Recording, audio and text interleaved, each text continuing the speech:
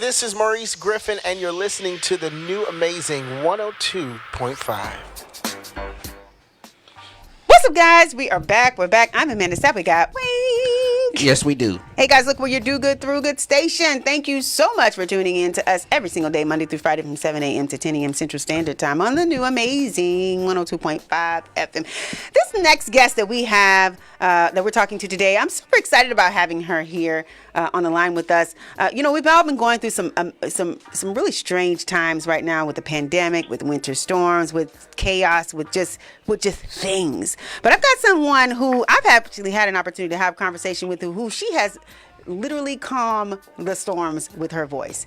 And I want her to calm your storm with her voice today. So just tune in. Please welcome, turn your dials all the way to 102.5 and all the way up, because we've got Juanita Campbell Rasmus on the line. Good morning. Good morning, Pastor Juanita. Are you there? Uh-oh. What was happening with our line? I have no idea. Okay. All right. So look, guys, we're going to get Pastor Juanita Campbell Rasmus on the line. When we come back, we've got more with her. Y'all keep it locked right here. We've got some technical difficulties, but we will be right back with, again, Pastor Juanita Campbell Rasmus. We'll be right back.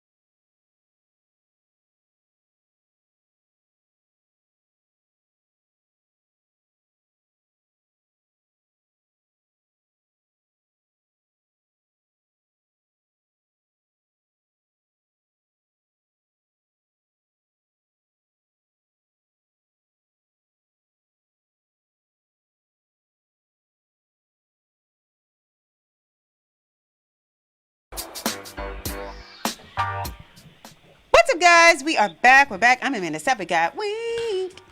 No. Okay. We're your Do Good Through Good station on the new amazing 102.5 FM. And the times that he could be using it, he don't. But anyway, we have someone on the line who I really, really, really want you guys to tune into today. Again, in my mind, in my opinion, when you look at someone or talk to someone who is able to calm the storm, who is able to put your mind at ease and give you peace. This particular person, I think, will do it for you. Please welcome to our Do Good Through Good station, the one and only pastor, author, Juanita Campbell Rasmus. Good morning.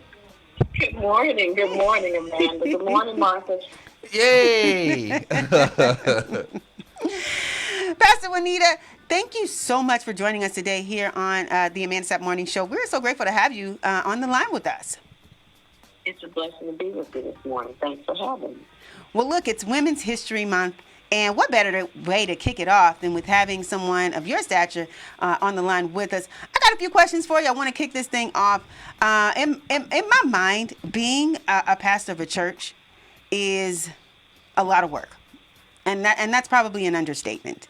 If you could, please tell us how you've been able to manage being a pastor of St. John's Downtown, a church that has had thousands of people, and for 20 plus years. How have you been able to maintain that before the pandemic and now? Well, that's a great question. But Amanda, I think, we've been there almost 29. This year is our 29th year, matter of fact. All right. And I'd say the very first thing is to have an incredible team around you. People who are smarter than you, people who have competence and craftedness in areas that you may know little to nothing about. And so that you are bringing experts, you're bringing people who are the best in their field to support the work you're doing. Now, I tell you, that's what we learned. We didn't start out that way, though. And so because of that, we made a lot of mistakes. And when I say mistakes, in terms of how we managed our time and our personal energy, rooting our co-pastors together. And so we've always worked together. We worked together before we were in ministry. He sold real estate and I sold investments, mutual funds and insurance and annuities and so forth.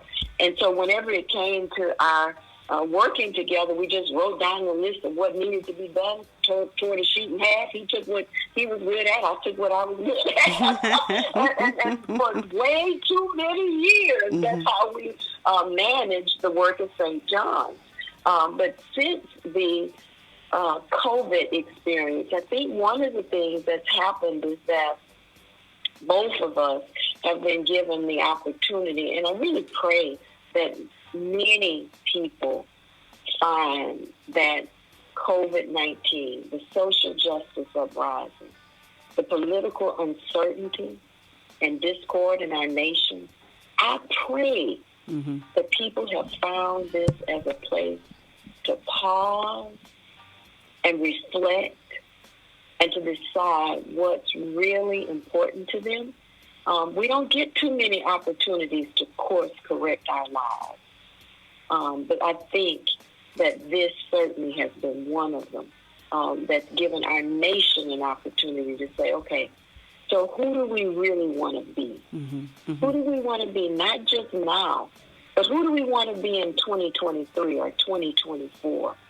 And so for me, I know this space during COVID has given me an opportunity to slow down and to notice what I'm noticing, what gives me life, what takes life from me, and the encouragement to do more of those things that give me life and less of those things that don't. So that's kind of what I've been noticing and learning. Listen, I can tell all over your voice. We've seen it all over your spirit when you encounter anyone. What are some of the best practices or tactics that you use to maintain these this calm that you have? What are some things? Is there a certain scripture that you're reading every day? Is there a mantra that you have? What is it that you do on a daily to give you this attitude? Well, I tell you, it's a combination of things. Number one, you're right. It is some scripture reading. I have a devotional that I read every morning, or most mornings. And the reason I say most mornings is the other thing COVID-19 has taught me is every day is different. And I may not have the energy to do today what I did yesterday. And so I'm learning to be kind to myself around my rituals and spiritual practices, to hold them a little more loosely. But one of the things that I do every day is I stop, drop, and breathe. And I invite people to, can I offer that to them now, Amanda? Sure, by all means. Okay. All right, so I want to invite your audience to sit up tall and straight in their seats. And if you're able to put your feet flat on the floor, to turn your hands palm side up and rest them on your side. And now I just invite you to take a deep breath, breathing in through your nose, deeply and fully, and out through your mouth as though you're blowing through a straw. As you're breathing in, notice the cool air coming into your nostrils. As you are exhaling, notice the warm air exiting across your tongue through your mouth. And as you're breathing in deeply and fully, exhaling deeply and slowly, just be with your breath. As you allow yourself to breathe in deeply and fully, notice your body. As you exhale deeply and slowly, exhale all the tension in your face. Just let it go. And as you breathe in deeply and fully, now exhale all the tension you're carrying in your scalp. Let it go. Allow yourself to breathe in deeply and fully God's light and love. And to exhale all tension in your neck and shoulders. Just let it go. Again, breathing in deeply and fully God's light. Perhaps you need healing. Then name it as healing light. You're breathing in to every cell in your body. Exhaling deeply and fully. Now, let's close that breathing practice with 3 deep breaths, breathing in deeply and fully. And then exhale deeply and slowly with an audible ah.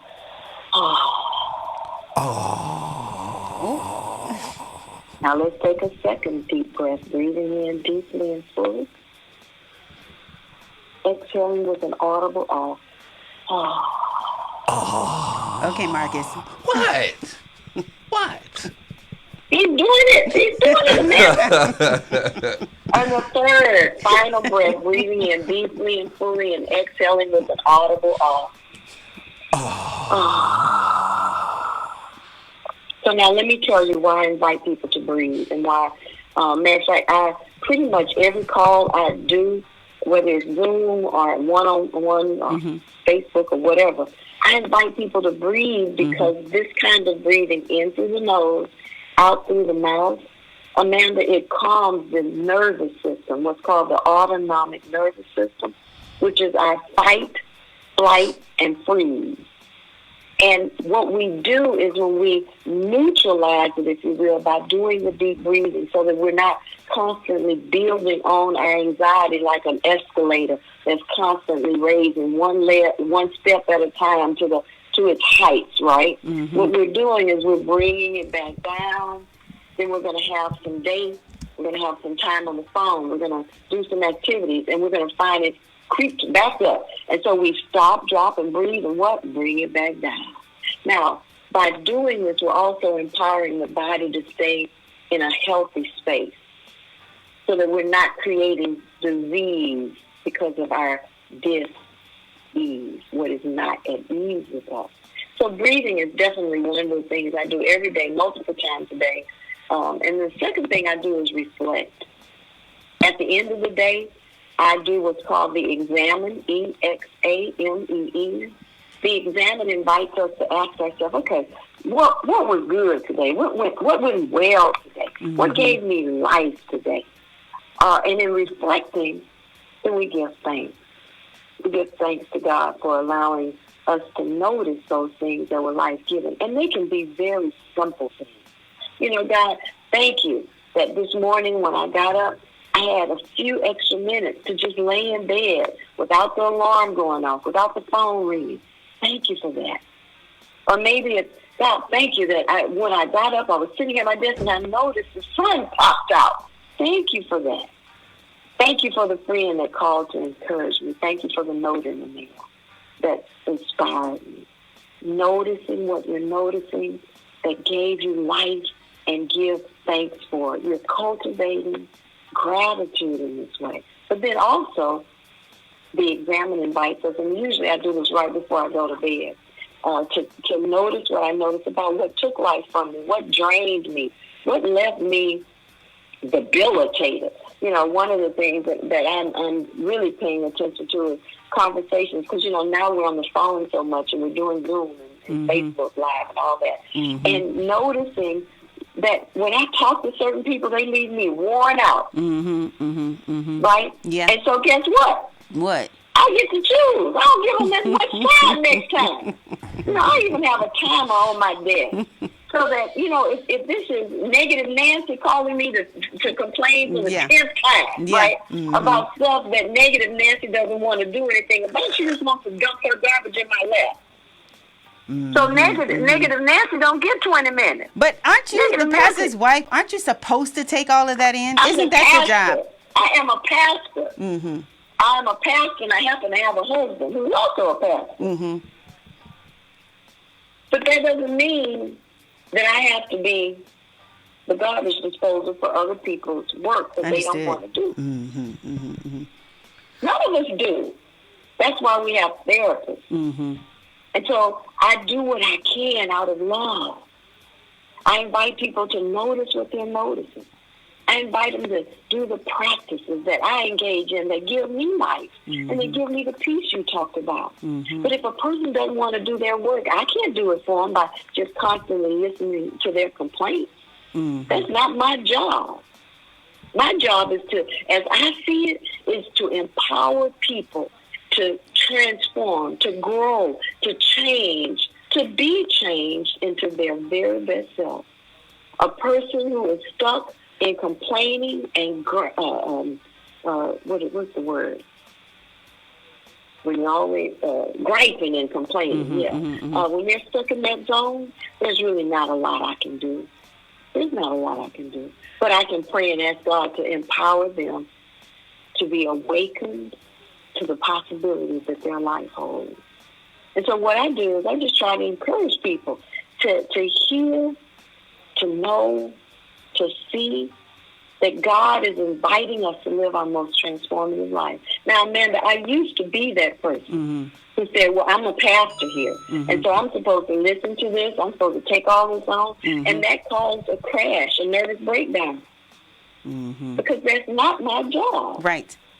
My job is to point people to the resources. I'm a beggar, and I found the bread. And I just try to help other beggars know where the bread is. Now, some aren't going to like the flavor of the bread. They're going to want their bread twice baked. They're going to want their bread baked with, you know, they're going to want savory bread. And some people want raisin and cinnamon bread. I just tell them, hey, look, this is a baker named Jesus. He bakes good bread. It's been life-giving for me. I'd love to share with you some of the ways that this bread has been enriching my life. But if a person says, hey, I don't do bread, then I say, hey, no worries. I love you. Make it a great day. Bye. Oh, you know, Jesus talked about that. He said, don't cast your pearls before swine. You're wasting your time and you're frustrating the pigs.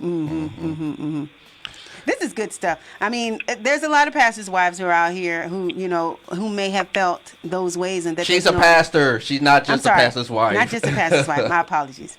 But there are people who are pastors' wives, and who do not know what to do when it comes to situations like this. You know, or pastors' husbands. Or all of those things. Yes. Leadership. All of it, you know. Folks in leadership in faith communities, and not just faith communities. Amanda, you know, amazingly, leadership across the board, whether it's leadership in corporations or leadership in small businesses. That's good. Nobody's really teaching us soul care, how to care for our soul. And that's one of the reasons I wrote Learning to Be. Because it doesn't really matter. You are leading if it's, and the very first thing we lead is our own life. Right. Right? And so the way I came to understand leadership is that great leaders have great mentors. They surround themselves with people who can help shore them up, build them up in the areas of their own deficiencies or weaknesses or places where they're not as astute in certain skills. And so the reality is, when I wrote Learning to Be, one of the things, while I wasn't so much just targeting leaders by any stretch of the imagination, I was targeting people who found that A, they didn't know how to set healthy boundaries. Mm-hmm, mm-hmm. B, they didn't know how to say no. You see, every time I say yes to some engagement, whether it's a retreat or a conference or being on the phone for an interview or being on TV for an interview, every time I say yes to something else, in some way, I'm saying no to myself. Right. And so we have to decide which yeses we're going to take that help further our ministry, further our cause, further the project or program that we are investing our time and energy in. We have to discern what is ours to do and what is not ours to do. And so in that way, leaders, that's one of the biggest things I find that leaders need. We often, leaders are often gifted in certain areas. You're gifted behind that microphone. You're gifted with the camera, Amanda. But there are some areas I would not doubt, because we're just human. Mm-hmm. There's some areas where we don't have the gifting. We don't have the tools like we really like, you know. And so that's when it becomes important that as leaders we look for resources. We look for master classes. We look for mentors. We look for, as we celebrate Women's Month, I am so grateful to be surrounded by a number of really remarkable women. Some I'll never meet, okay? Mm-hmm. But they're mentoring me from a distance. Mm-hmm. Mm-hmm. They're mentoring me. Maya Angelou mentored me when I see her on Oprah, when I see her being interviewed. Even now when I go to YouTube and pull up some of Maya Angelou's videos and I watch them, she's still speaking, mm-hmm. right?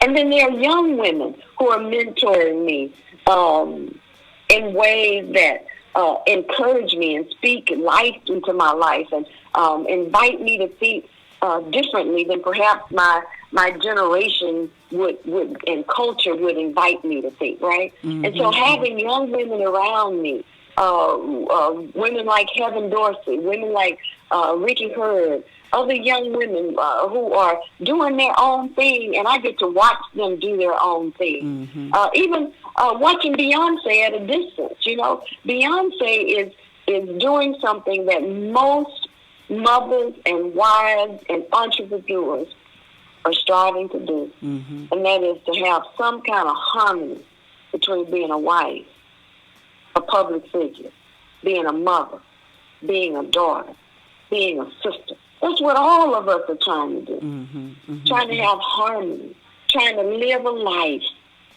that when we check out of these physical bodies, we say, hey, I gave it the best I had. And I had a good time doing it. Speaking of Beyonce, we know recently that they provided relief efforts here with Bread of Life. Did you ever think that when you all started Bread of Life, serving meals to homeless people in your sanctuary, that it was going to come to where you're serving thousands of people in a drive-through line? Did you ever think that was going to happen? No, never. You know what I'm saying? Girl, I'm telling you, you know, this ministry and mission has always been rooted in Matthew 25:25. Mm-hmm. And this is where Jesus was talking to the disciples, and he said, when I was hungry, you fed me. When I was thirsty, you gave me something to drink. When I was sick and in prison, you came to see about me. And then the disciples said, what? We want to see you hungry or thirsty or sick or in prison. And then Jesus replied, when you've done it for the least of these, then you've done it unto me. Now, when we started, the quote, least of these was the homeless community that was living in and around the church building, living a lot Many of them were living under the Pierce elevator right next to the church. Some were sleeping on the church doorstep. And so we immediately, when we got to St. John's, we knew this was the work we were called to, right? Mm-hmm. But has that call to feed the hungry, quench the thirst of the thirsty, visit those who are sick and in prison, has it evolved? Absolutely. Because it started with the homeless on our doorstep. Now it's those who are in peril because of a global pandemic, who are in late model cars driving through, who would never have imagined themselves needing outside support, outside resources, needing people to put groceries in the trunk of their car so that they could feed their family. Mm-hmm. You know, one of the things we know now is that the bread of life has become not just a place where the homeless have been given resources and support over these almost 30 years. And then that shifted, because we went from providing meals and CA meetings, AA meetings, NA meetings, 12-step meetings. We went from there and then providing shower and laundry. And what used to be the parsonage right next to the church has been torn down now, because we built a physical building for the bread of life to house in. And now that building has transformed into housing. Mm-hmm. And so, I think the bread of life has been really fortunate, and that we've been nimble enough, flexible enough as an organization, that as the face of the need changed, we have been able to continually meet the need. And that's the challenge that so many organizations have, mm-hmm. is that we can get so stuck with the need looking a certain way that we're not responsive to the fact that the need now comes in a 2019 Toyota. Mm-hmm, mm-hmm. Pastor Juanita Campbell Rasmus, with Learning to Be, tell us who we can find alongside with you in this book. I know you've got some inserts, and there are other, you've teamed up with Tina Knowles Lawson. I mean, tell us what else we can find when we go to read Learning to Be. You know what I hope you'll find? I hope you'll find a better version of yourself that's been waiting on you to read Learning to Be, to tap into it. I've gotten such good feedback from people who've read this book. One of the things people say is that they didn't realize that they were experiencing an emotional crisis until I began to talk about what my own crisis looked like. And so in naming it, people have been able to get themselves some therapy and get some counseling. Many people have said they didn't realize how much grief they have been carrying during COVID-19. And so reading Learning to Be helped them to name that they were grieving a lot of things, not just the thing that we immediately think is the death of family and friends during this, and we haven't been able to go to funerals, and we haven't had our traditional rituals around mourning, but grieving the lack of mobility, grieving the lack of freedom, grieving the lack. I was talking with a friend last night who said that he really is grieving the fact that he can't just go be with his friends, you know? You can't say, hey, let's go meet for dinner, because we have to be present to the physical protocols that are designed to keep us all healthy and safe and strong. And so, I hope that, and I'm hearing this from people. Sarah Jakes Roberts, T.D. Jakes' daughter, started a book club called Women Evolve. And I'm so honored and grateful that the very first book she chose for January, which she just started this book club, and she chose Learning to Be as the very first book. That's super exciting. And women, it's amazing. I am just blown away That's really good. by the receptivity to people for this book. CNN interviewed me. Good Morning America interviewed me. Fox News and Fox Soul interviewed me around this book, because people are saying this book is perfect for the weight of the emotional toll that we're all experiencing during all that's been going on in this past 13, 14 months. We have never experienced anything like this. And what Learning to Be does is it invites us to notice what we're noticing, how we're processing what we're feeling, noticing what's coming up for us. That's the other thing, is that you can find yourself too hungry, too angry, too lonely, and too tired. And I talked about health. Too hungry. Too hungry doesn't just mean food. Although in many cases I find myself eating when that's really not my need. My need is for going out and to ride on and get some fresh air. Mm-hmm. But it's easy to go to the pantry and get something to eat, right? And so the hunger isn't always food. Sometimes the hunger is for the flexibility we used to have, hunger for the freedom that we used to have when we could say, girl, I'm going to get up and go over to XYZ place and I'm going to grab me some lunch. Or I'm going to get up and go to the mall and I'm going to put on my tennis shoes and I'm going to walk around in the mall. So many of those kinds of freedoms we are hungry for. Then it says anger and halt. The A is for anger. There are times when we can feel anger raising up. And it. If you can notice what you notice, you know when you're overreacting to something. This is good Somebody stuff. says something to you, and you overreact. That overreaction is a result of pent-up frustration that we haven't been able to live our lives the way we've been accustomed to living our lives. Mm-hmm. Mm-hmm. I saw something really good yesterday, and it talks about self-sabotage. Self-sabotage is what happens when we're not asking people to help us.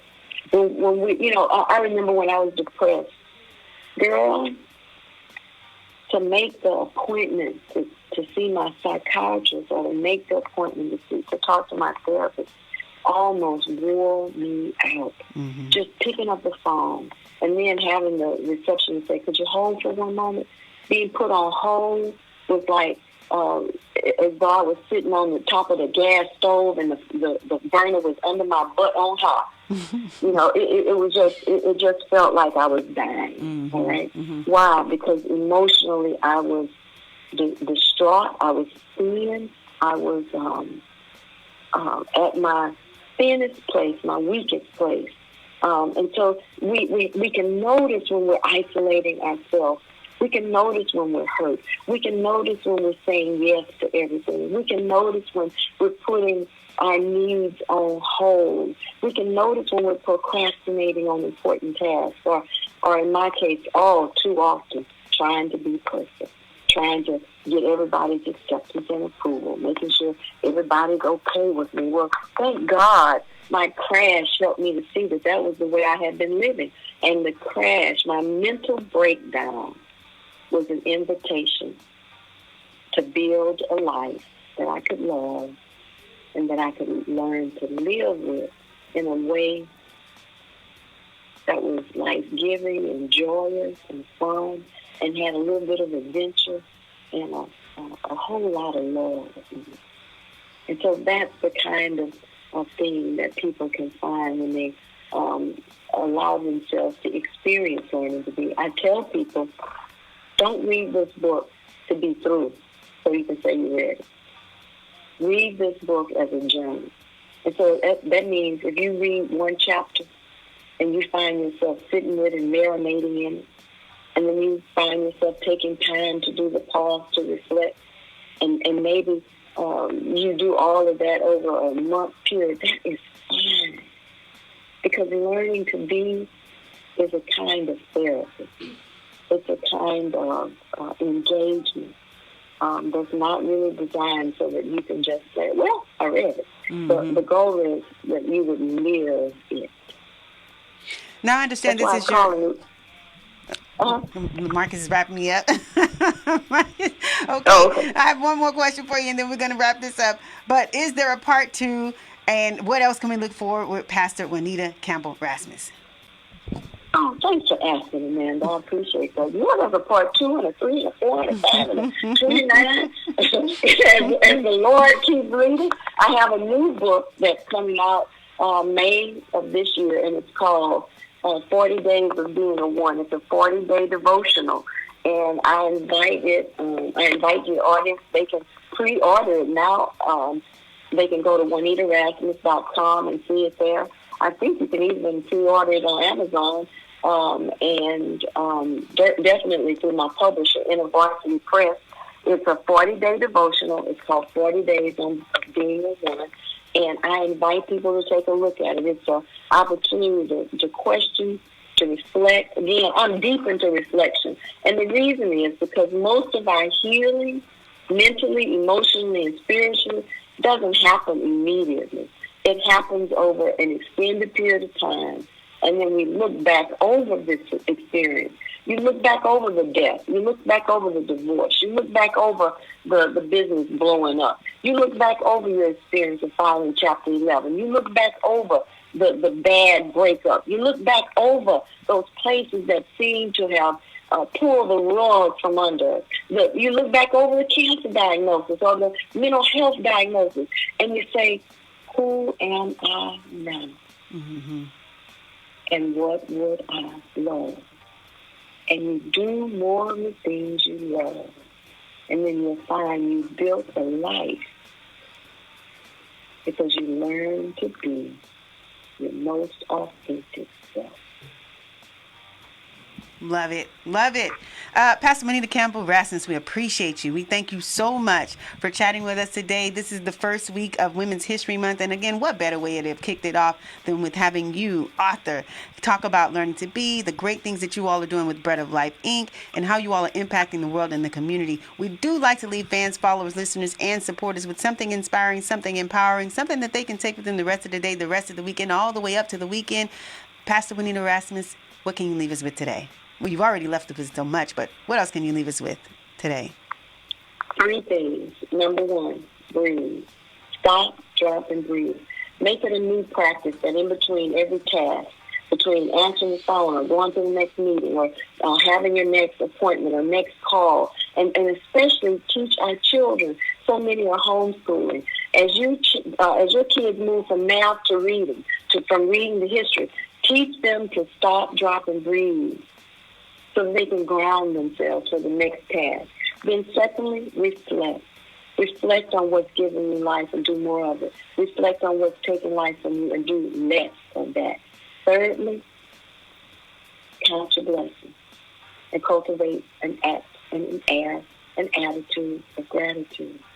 And I believe we'll see ourselves moving through this pandemic in a way that's life-giving. Thank you so much for having me today. Thank you for being a part of our interview today. Leave us with your social media as well. Juanita Rasmus. You can go to JuanitaRasmus.com. That's my website. And I'm on Juanita Rasmus on LinkedIn, Twitter, Facebook, and Instagram.